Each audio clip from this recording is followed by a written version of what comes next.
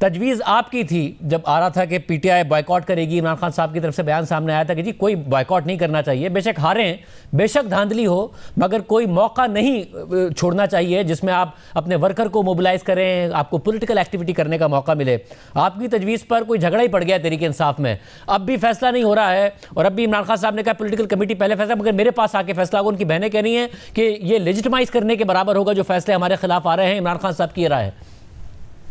जी। जहां तक शाज़ेब भाई इस आर्गुमेंट का ताल्लुक है लेजिटिमाइज करने वाले का, तो हम एक इखलाकी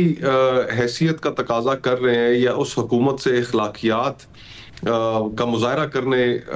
का सोच रहे हैं जिसने 8 फरवरी के इलेक्शंस के नतीजे में खुलकर फॉर्म 47 का भरपूर इस्तेमाल किया,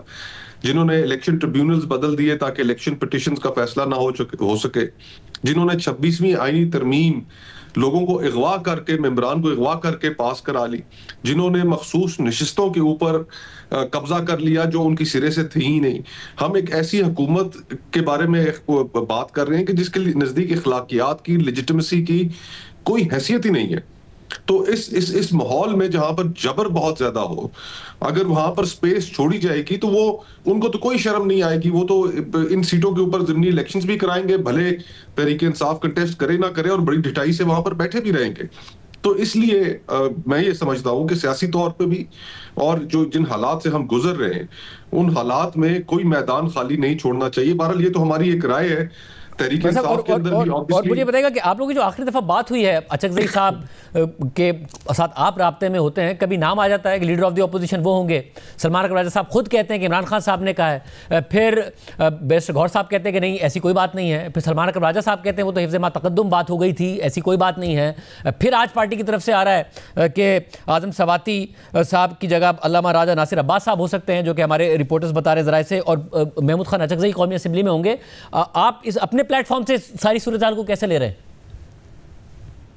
हमारे प्लेटफॉर्म से हमारी तो यही सोच है कि कौमी डायलॉग होना चाहिए, एक नेशनल डायलॉग जिसकी बात वजीर आजम भी कर चुके हैं,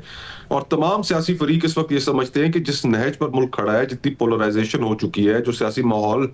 अबतर से अबतर होता जा रहा है, जिसका कोई एंड इन साइट नहीं है, तो इसके लिए एक नेशनल डायलॉग तो करना पड़ेगा। और वो नेशनल डायलॉग करने के लिए मेरे ख्याल से महमूद खान अचकज़ई साहब, अल्लामा नासिर अब्बास साहब, ये वो लोग हैं, और तहरीक तहफ़्फ़ुज़ आइन का वो प्लेटफॉर्म है जो लोगों के साथ गुफ्तगू कर सकता है, सियासतदानों को किसी बात पर लेकर आ सकता है कि हमें कुछ रूल्स ऑफ द गेम तय करने पड़ेंगे। ये इस तरह नहीं चल सकता कि 2018 के अंदर जो कुछ हुआ, फिर 2024 के अंदर जो कुछ हुआ, ये अब मजीद इसको चलाना मुल्क के लिए ठीक नहीं है। यानी गौहर साहब, आप तहरीक तहफ़्फ़ुज़ आइन पाकिस्तान के प्लेटफॉर्म से आप इस मूव को, अगर ये होता है कि अचकज़ई साहब कौमी असेंबली में लीडर ऑफ द अपोजिशन हो, अल्लामा राजा नासिर अब्बास साहब सेनेट में हो, आप इस मूव को एक डायलॉग की ओपनिंग के तौर पर देखते हैं कि इमरान खान साहब की स्ट्रैटेजी ये लगती है कि जी कम से कम एक कौमी डायलॉग का रास्ता खुले? जी, इमरान खान साहब ने, उनकी आज से 2-3 हफ्ते पहले मैंने एक ट्वीट देखी थी, जब हमारी एपीसी हुई थी और ऑपोजिशन की जमातों को हमने दावत दी, वो सारे आए, और उसके बाद उन्होंने जब कौमी डायलॉग की बात की अपने एलामिये में, इसको इमरान खान साहब ने भी अप्रिशिएट किया। और मैं समझता हूँ कि ये उनकी जो पोजीशन थी उसके अंदर एक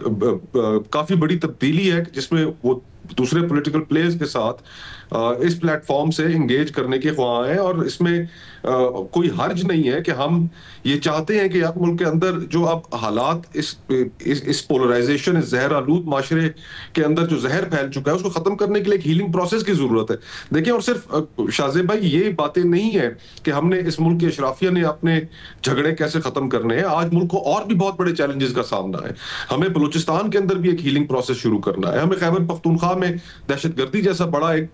चैलेंज हमारे सामने मौजूद है, हमें उसके लिए भी कोई ना कोई हल तलाश करना है। हमें मईशत के लिए कोई हल तलाश करना है, और ये सब चीजें तभी मुमकिन हो सकेंगी जब इस मुल्क के अंदर सियासी इस्तेहकाम होगा। ये बहरान दर बहरान तो हमेशा आपको एक ऐसी सूरत हाल से दो चार रखेगा कि जिसका कोई रास्ता नहीं निकलेगा, और कीमत सारी की सारी लोग अदा करते रहेंगे। तो it has to come to an end at some point in time, और मेरे ख्याल से माशरे के अंदर भी ये एक आवाज है, और तमाम पॉलिटिकल प्लेयर्स इस बात को समझते हैं कि बस बहुत हो चुका, और अब कुछ ना कुछ रूल्स ऑफ द गेम बैठ के तय होने चाहिए।